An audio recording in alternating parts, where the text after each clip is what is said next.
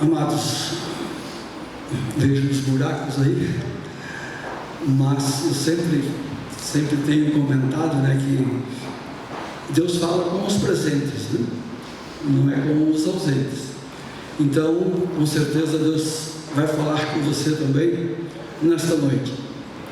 Eu vou ministrar nessa noite uma palavra da parte de Deus que eu creio que poucas vezes nós temos ministrado aqui. Talvez seja um assunto um pouco técnico, talvez você até já conheça bastante, mas nessa noite eu vou falar um pouquinho a respeito de provação e de tentação. Falar a respeito disso, eu gostaria que você tivesse assim bastante atenção para que nós pudéssemos entender aquilo da parte de Deus que Ele tem para nós. O título, para quem costuma anotar, é o limite da provação. O limite da provação. O objetivo, meus amados, se você sair daqui nesta noite discernindo o que é provação e o que é tentação, eu creio que o objetivo ele foi alcançado. A palavra de Deus, ela fala muitas vezes a respeito de provação, fala muitas vezes a respeito de tentação.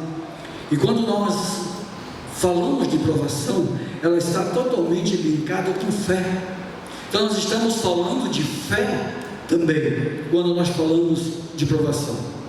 O texto que eu quero ler está em Tiago capítulo 1, versículo 2. Mais para frente a gente lê outros. Tiago 1, 2 diz assim: meus irmãos, considerem motivo de grande alegria o fato de passarem por diversas provações. Você entende esse texto? O texto está dizendo que nós devemos nos considerar motivo de grande alegria o fato de passarem por diversas provações. Eu não vou dar continuidade no texto, não vou dizer para você também como que você pode entender isso, porque no final, na conclusão, você vai entender. Lá na conclusão você vai entender qual é o motivo de nós passarmos, nós devemos nos alegrar, motivo de grande alegria, passar por diversas provações. A palavra de Deus, nós encontramos provações, ou provação e tentação. O que nós precisamos saber, como eu falei, é discernir. Muitas vezes nós não discernimos aquilo que está acontecendo em nossas vidas, se é uma provação ou se é uma tentação. Embora essa palavra no original, tentação e provação, elas têm o mesmo significado. Muitas vezes você está lendo tentação, mas significa provação. Outras vezes você está lendo tentação e daí ela é tentação. E também elas acontecem às vezes simultaneamente. Às vezes você está passando por uma tentação e no final ela está passando por uma provação e no final ela vai se tornar uma tentação. Nós podemos ver isso no caso de Jó, é um exemplo muito grande, mas nós precisamos entender essa diferença. Por exemplo, Jó estava passando por uma provação e Deus depois permitiu que Satanás viesse tentar ele. Então, nem sempre, mas muitas vezes nós estamos passando ao mesmo tempo uma provação e também uma tentação. Sei que vocês sabem, mas não custa nós repetirmos, tentação não vem de Deus. Deus não tenta ninguém. Agora, provação sim. Provação é algo que vem de Deus, porque, como eu falei, ele está linkado com a nossa fé. Amém, meus queridos? Quando você estiver passando por alguma provação, você pode ter certeza que isto é para que a nossa fé, ela venha aumentar.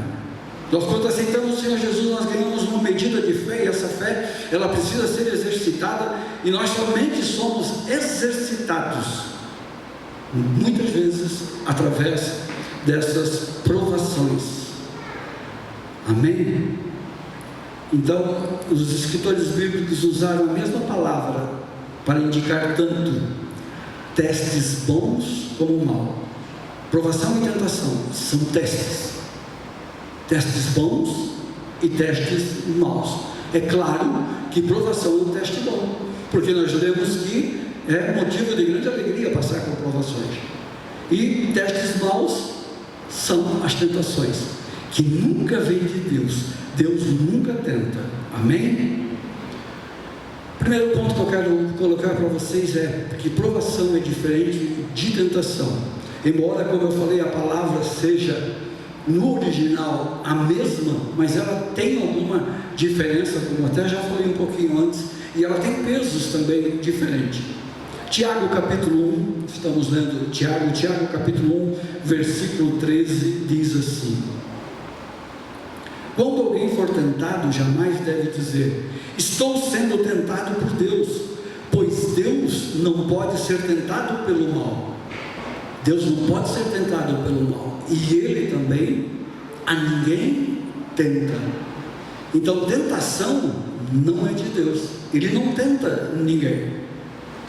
Existe assim uma grande diferença, e ela está muito, a aprovação está muito relacionada com a fé. Provação, se você olhar, né, às vezes é uma aula lá de integração, que muitas vezes nós falamos no início dos grupos familiares, comentando muito nisso. Estou passando por uma aprovação. Claro, é uma prova.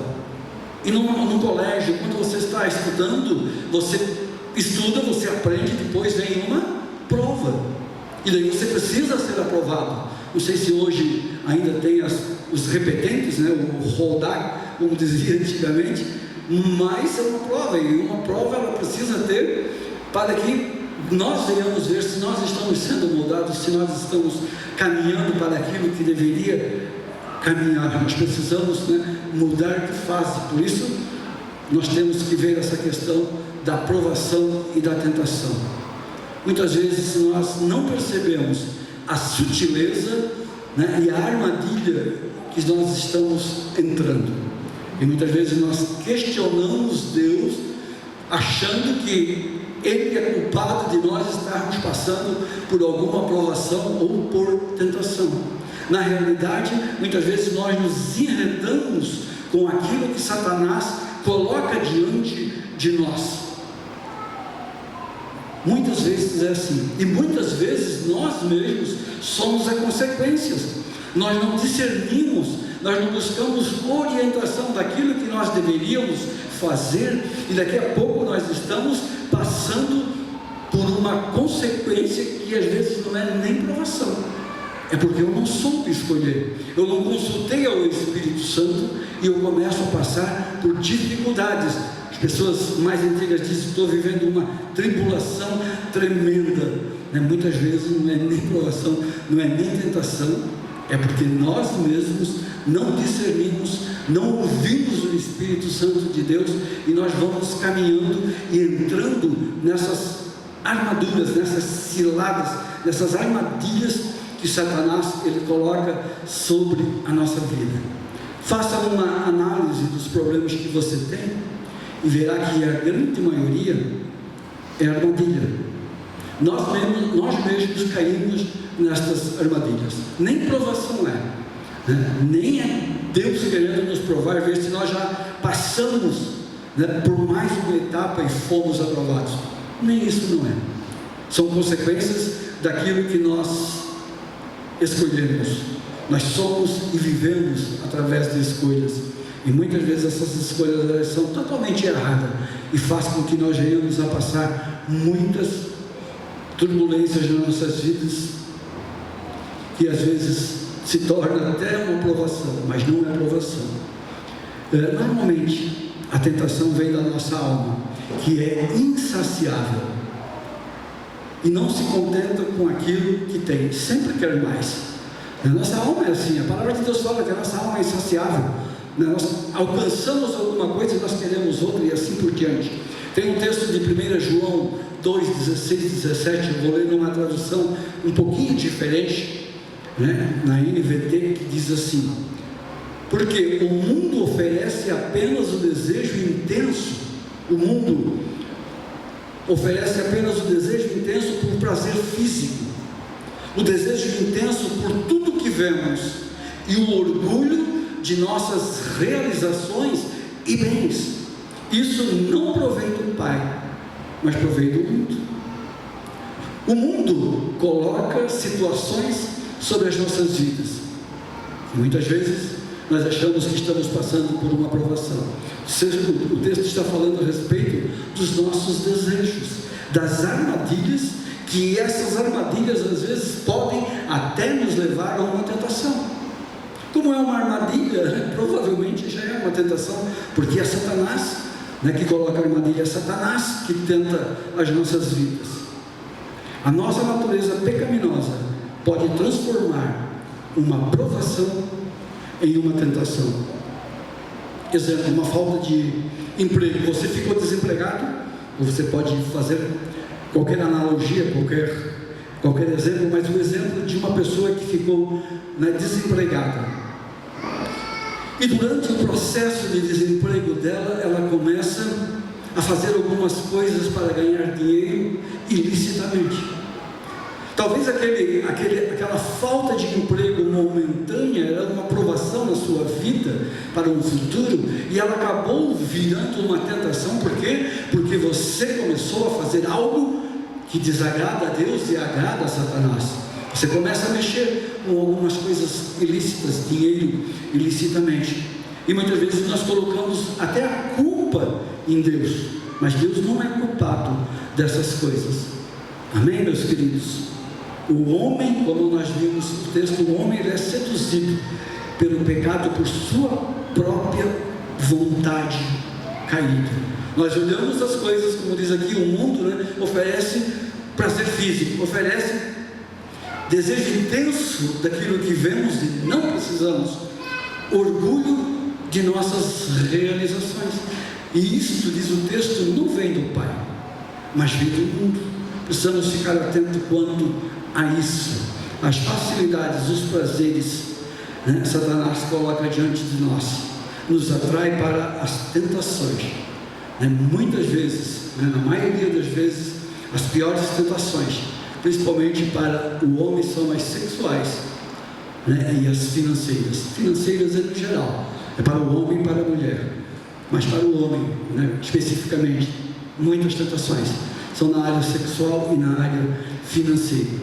Quantos casamentos destruídos por causa de adultério? O que foi? Uma tentação que você não conseguiu vencer. Quantas coisas que nós compramos e não precisávamos, e daí o que acontece? A soberba dos olhos, a cobiça dos olhos, ela vê aquilo, quer comprar, não há necessidade de comprar, e depois aquilo vira uma tentação e você não consegue viver a plenitude que Deus tem para nós. Amém, meus queridos?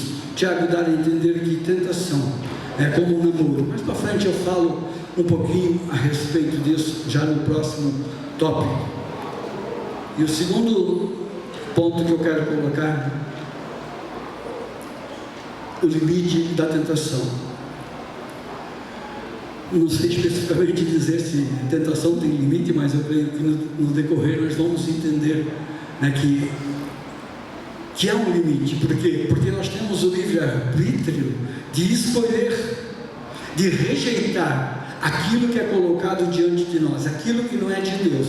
Então, eu coloquei como título aqui o limite da tentação, que está em Tiago, capítulo 1, versículo 13 e 15. Diz assim a palavra de Deus: quando alguém for tentado, jamais deverá dizer, eu estou sendo tentado por Deus, pois Deus não pode ser tentado pelo mal e a ninguém tenta. Veja agora a questão da tentação. Cada um, porém, é tentado pela própria cobiça, sendo por esta arrastada e seduzida. Então a cobiça, tendo engravidado, dá luz ao pecado, e o pecado, após ter se consumado, gera a morte. Não é um casamento isso, meus amados? O casamento de hoje, de antigamente, era olhar, daí depois ficava um tempão para ir na casa da menina, ficava o pai às vezes no meio, às vezes o irmão, e assim vai, Pegar na mão já era, se pegasse na mão já podia dar algum problema, se deixasse eles achavam que podia engravidar, né? Mas aqui está falando bem a respeito disso, né? Você olha, você gosta, você é seduzido, na linguagem de hoje você fica, né? Está se conhecendo, fica, noiva, casa e acontece o casamento. Assim é com o pecado, assim que são com as tentações. Elas começam de uma forma sorrateiramente, não é de uma hora para outra, né? Muitas vezes as pessoas dizem: mas esse negócio aconteceu assim de repente, eu caí numa cilada. Não, você já namorou, você já ficou, você já noivou, até casar, até ser consumado aquilo. Isso é tentação, meus amados, e nós precisamos ficar atentos a respeito disso. É preciso saber também, meus amados, eu estou falando aqui de pecado, né? Mas é preciso saber que ser tentado não é pecado. Ser tentado não é pecado. Pecado é ceder à tentação. Quando eu falo pecado, eu falo de erro, né? Pecado é errar o alvo. Então, é preciso saber que ser tentado não é pecado, mas ceder à tentação que nos leva ao erro. Existe então essa diferença entre tentação e pecado. Muitas vezes você está sendo tentado, como eu falei, tentação é de Satanás, e você cede a esta tentação. Você namora, você noiva, você casa, e daí gera um filho, daí dá o consumo, é consumado o casamento, é consumada a tentação. Só ser tentado não é pecado. E também tem gente que pensa que o fato de nós estarmos sendo tentados tem alguma coisa de errado conosco. Não é assim também, né? Se nós estamos sendo tentados, nós podemos dizer não para essa tentação. Como eu falei, é parecido com uma aprovação. Uma aprovação, ela pode virar aqui uma tentação, e você pode dizer não para isso. Tem um texto aqui muito conhecido, né, que nós falávamos aí no início da igreja, que é melhor confessar tentação do que confessar pecado. Então, tentação, ela precisa ser confessada. É melhor a gente confessar uma tentação do que depois se sentir totalmente culpado por aquilo que nós fizemos. Melhor confessar a tentação do que confessar o pecado. Porque se você confessa uma tentação, se você confessa um ponto fraco na sua vida, você está cortando este mal pela raiz. Tiago 5,16 diz assim: confessem os seus pecados uns aos outros e orem uns pelos outros para serem curados. A oração de um justo, ela é poderosa e eficaz. Se você está passando por algo que não consegue, né, vencer sozinho, chame o irmão, chame o pastor, chame o seu líder de grupo familiar, chame alguém que você tem confiança e confesse: olha, eu não estou conseguindo vencer esta questão de comprar demais, comprar além do que eu devia, não estou conseguindo vencer esta tentação da mentira. Confessa isso e orem. É o que Tiago está dizendo. Vamos chamar o irmão da igreja, abrir a situação, e esta ordem, ela vai se inverter. Falando nisso, meus amados, eu quero abrir uma janela aqui.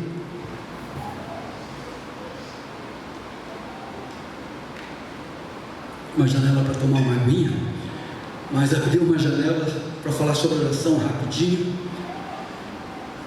Eu participei de uma reunião, dessa reunião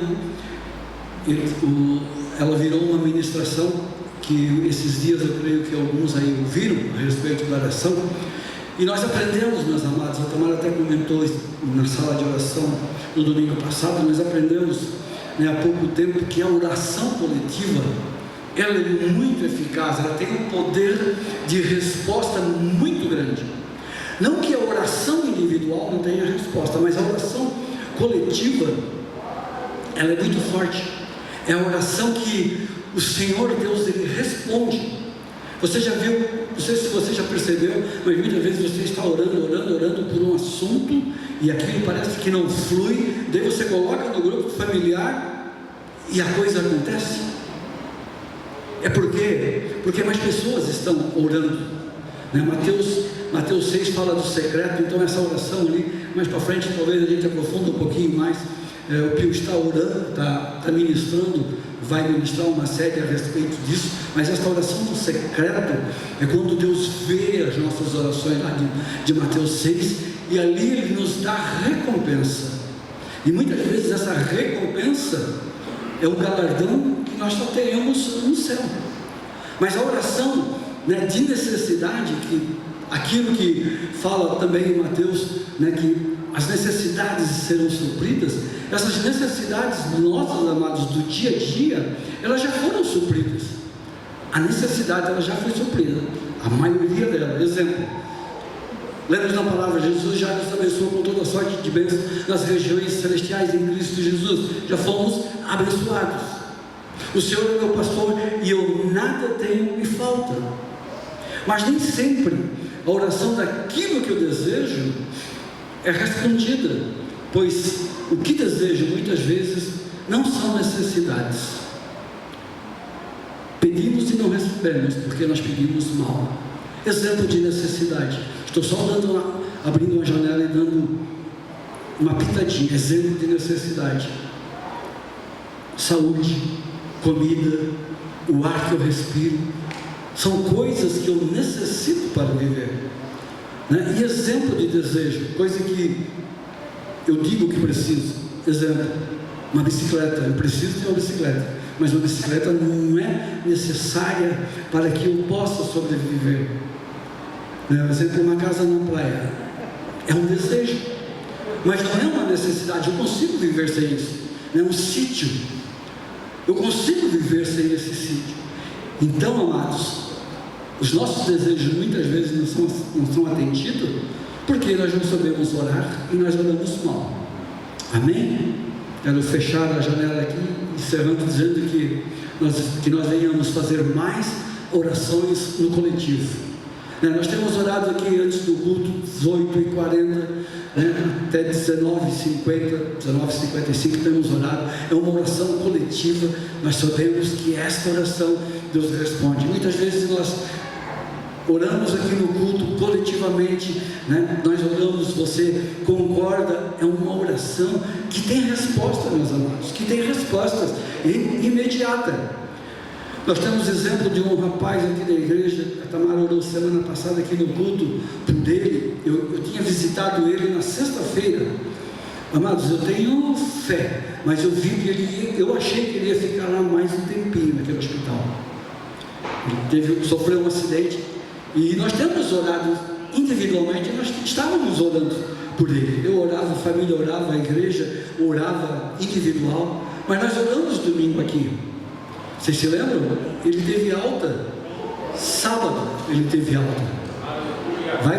Vai fazer a parte da recuperação dele em casa, mas amados, ele já tinha acontecido o milagre dele estar vivo, mas o caso dele era muito complicado. E o Espírito Santo me lembrou, quando nós oramos coletivamente, Deus responde.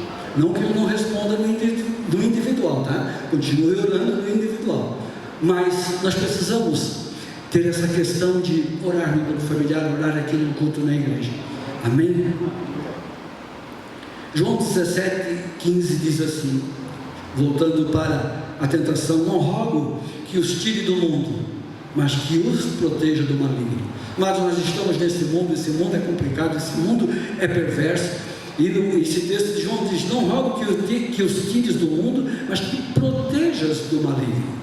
O Senhor sempre nos traz proteção, então cabe a mim e a você resistir às tentações. Enquanto nós moramos nesse mundo, não tem como não haver, né, tentações sobre as nossas vidas, mas nós devemos resistir toda esta tentação. Amém, meus queridos? Enquanto a pessoa está resistindo à tentação, ela ainda não concebeu, ela ainda não casou com o erro, ela ainda não cometeu aquilo que Satanás queria que nós viéssemos cometer. Nós não podemos ceder à tentação. Como eu falei, a tentação é como um casamento. ela não acontece de uma hora para outra, esse negócio já vem acontecendo há muito tempo. Quando alguém diz assim, ó, tal pessoa caiu, mas foi de repente, de uma hora para outra ela caiu, que eu digo, caiu, errou. Amados, eu não acredito que de uma hora para outra uma pessoa caia, ela já vem namorando com aquilo há muito tempo, por isso ficamos atentos, ficamos alerta sobre isso. Se por acaso nós errarmos o alvo, não fique com medo, não quero colocar peso sobre vocês. A palavra de Deus diz em 1 João 2,1: meus filhinhos, escrevo estas coisas para que vocês não pequem, mas se porém alguém pecar, temos um intercessor junto ao Pai, Jesus Cristo. Ele nos perdoa, mas isso não dá motivo para nós ficarmos tentando e querer cair em tentação. O texto não é uma permissão para nós continuarmos errando. Como eu falei, as tentações, elas estão associadas à cobiça humana, mas nós podemos suportar, resistir e vencer, pois ela não é maior que Deus. Nenhuma tentação é maior que Deus. Nós somos fortes em Jesus, nós somos mais que vencedores em Cristo Jesus. Amém, meus queridos?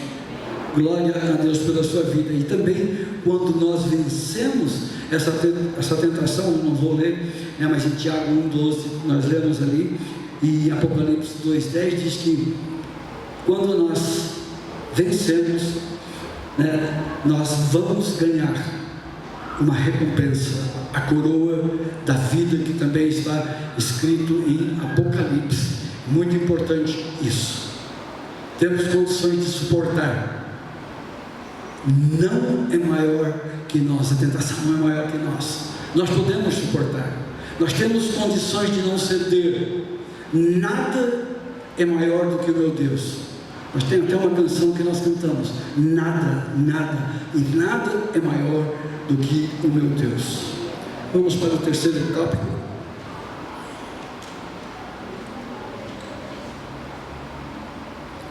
Meus queridos, vocês estão entendendo essa palavra? Sei que é muito repetitivo, provação, tentação, mas é algo que Deus colocou no meu coração. Faz um tempinho que eu digo uns 2 meses, o Espírito Santo me levou ao livro de Tiago. Eu comecei a ler o livro de Tiago e parei bastante nesse capítulo 1 do livro de Tiago, li e dei uma meditada, mas nada além disso ali, apenas li. Mais para frente, meus amados, que eu vou entrar agora nesse tópico, mais para frente eu fui entender o porquê que o Espírito Santo me levou a ler o livro de Tiago, e esse capítulo que falava de provações e tentações. Então o tópico 3 é um testemunho meu sobre provação. Gálatas capítulo 2, versículo 20 diz assim: fui crucificado com Cristo, assim já não sou eu quem vivo, mas Cristo vive em mim. A vida que agora vivo no corpo, vivo pela fé no Filho de Deus, que me amou e se entregou por mim. Antes de eu passar por um dia de grande provação, recentemente aí, Deus, através de uma palavra, como eu falei, essa palavra de Tiago, me fez meditar, e não cheguei à conclusão, mas depois que eu passei por uma provação, isto virou este sermão. Então daí eu consegui entender por que o Espírito Santo me levou a meditar nesse livro de Tiago. Eu fiquei capítulo 1 ali uns tempinhos, eu ia e voltava, pensei, não vou perguntar para a igreja se tem alguém tendo alguma provação difícil ou alguma tentação, porque o Espírito Santo não pediu isso para mim. Então eu fiquei com aquilo ali, como se diz, guardei no meu coração. E teve um dia aí, recentemente, que eu passei por uma provação. Eu gostaria de relatar a respeito disso. Preste atenção, talvez sirva para você, assim como serviu para mim. Para quem me conhece, eu sou uma pessoa muito tranquila, mas uma prova recente, como se diz, me tirou do sério.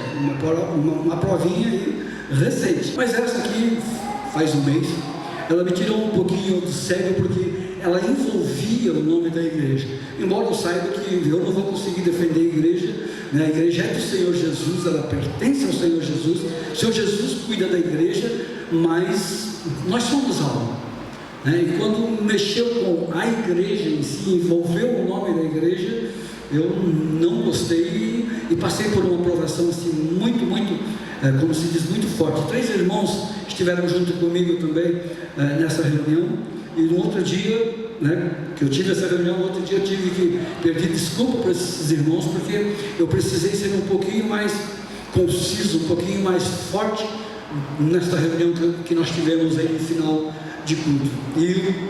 E o pior, como se diz, de tudo é que a gente tinha acabado de ouvir uma palavra tremenda que falava: não entristeçais o Espírito Santo. Vocês se lembram? É recente, foi agora, acho que o último domingo de setembro, né? Deve ter sido isso, o último domingo de setembro. Não entristeceis o Espírito Santo. E uns minutos depois eu precisava resolver essa pendenga, e quando eu entro assim lá para conversar, né, eu já comecei dizendo: ó, eu não vou entristecer o Espírito Santo, mas eu apenas falei que não ia entristecer, porque logo em seguida eu creio que o Espírito Santo se entristeceu, porque eu me exaltei um pouquinho, fui além daquilo que eu costumo ir, né? Como eu falei, eu sou bem tranquilo, meus amados, muito tranquilo. Então eu vi assim que eu estava passando, depois eu entendi em casa, eu vi que eu estava passando por uma provação, né? E sobre essa provação, assim, pensa num dia mau. Talvez para você não seja nada, né? Mas para mim, se eu contar para você, é capaz de você dizer: mas isso te tirou do sério? Sim, envolvia o nome da igreja. Não, mas pensa num dia mau daquele que está escrito lá em Efésios 6, não sei se você já leu Efésios 6, né, que estejais preparados para resistir o dia mau. Foi esse dia, né? Então em casa, meditando, eu estou me alugando um pouquinho aí a respeito desse testemunho, porque eu creio que serve para você também. Então em casa, meditando sobre o ocorrido, o Espírito Santo me fez lembrar a hora. Eu tenho uma camisa com os dizeres: Cristo vive em mim. Cristo vive em mim. Essa camisa eu gosto dela. Eu ia em alguns lugares, eu fui em vários lugares com essa camisa, e essa camisa ela evangelizava. Não era eu que evangelizava, a camisa. Eu falei: meu, que legal isso aí, Cristo vive em ti, meu, que bacana, legal essa camisa. Então era uma camisa que eu gostava de usar, né? Sempre que eu podia, uma camisa simples, mas sempre que eu podia eu usava uma camiseta. E em casa eu meditando ali no texto de Gálatas, meditando em tudo que tinha acontecido, e veio aquele texto de Tiago, e lendo, né, esse texto que nós acabamos de ler, Gálatas 5:20, que diz que Cristo vive em mim, né? O Espírito Santo me levou a pensar sobre o batismo, né? Então eu abro o link aqui para o batismo, mas logo fecho, porque está linkado com esse testamento. Que o texto diz que já não sou eu que vivo, mas Cristo vive em mim, e nós sabemos que quando nós aceitamos Jesus, nós nos tornamos uma nova criatura, né? As coisas velhas já passaram, tudo se fez novo, né? Você nasce de novo. E sobre o batismo, eu coloco o batismo aqui no meio só para dar uma pinceladinha. Eu sou batizado, amados, há 28 anos. Então, o velho homem não era mais para estar junto de mim, né? O velho homem já não era mais para estar junto de mim, porque nós somos nova criação. O velho homem morreu, e eu com aquela camisa, né? Cristo vive em mim. Daí eu quero colocar um texto, uma frase de Martim Lutero, que eu até coloquei hoje não sei se foi no story ou no feed lá do Facebook, que diz assim, você conhece ela: pensei que o velho homem havia morrido nas águas do batismo. Faz 28 anos que eu me batizei, mas descobri que o infeliz sabe nadar. Agora tenho que matá-lo todo dia. Essa frase nunca fez tanto sentido para mim, né? Eu pensei: pronto, sou nova criatura, agora está tudo bem. Mas Martinho Lutero, lá em 1500 e pouco, é isso? 1700 por ali, ele teve esse pensamento, ele entendeu que o justo viveria pela fé, e ele conseguiu entender o batismo, e ele disse: pensei que o velho homem havia morrido no batismo das águas, porque o batismo ele significa, tem uma tipologia do velho homem morrer. mas descobri que o infeliz sabe nadar, agora tenho que matá-lo todo dia. E sobre a camisa, como diz, Cristo vive em mim, o Espírito Santo me fez lembrar e disse no meu interior: você não use mais essa camisa.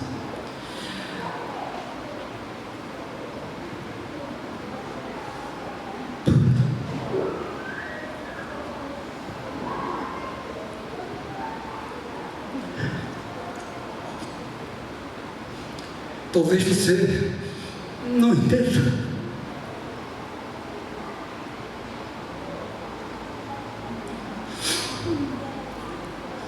mas ele disse: você não usa, porque no dia da provação você não fez jus àquilo que estava escrito. Amados, eu sei que Deus é bom, não existe peso, né, sobre as nossas vidas, né? Não existe nada disso sobre as nossas vidas. Eu não fiquei com peso, não fiquei com medo de Deus, porque Deus é bom, né? Eu fiquei triste porque o Espírito Santo colocou dentro de mim, né? Você não usa essa camisa até o dia que você ministrar essa palavra que você está recebendo.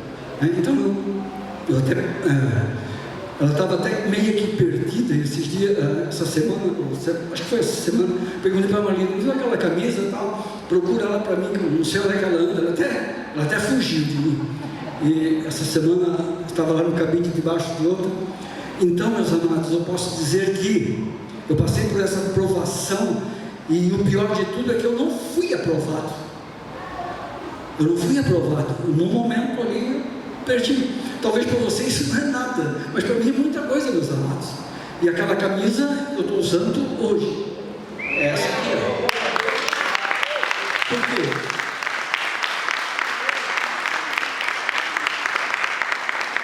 Porque agora eu passei na prova, amém?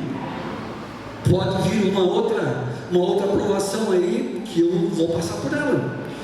Quer dizer, vem na realidade, um pouquinho diferente, mas eu vou saber, eu vou buscar mais do Espírito Santo e vou vencer essa prova.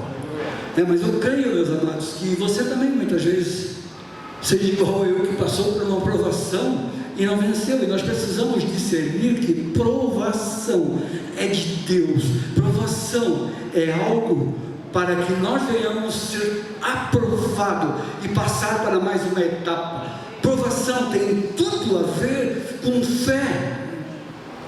É com fé que tem a ver a provação.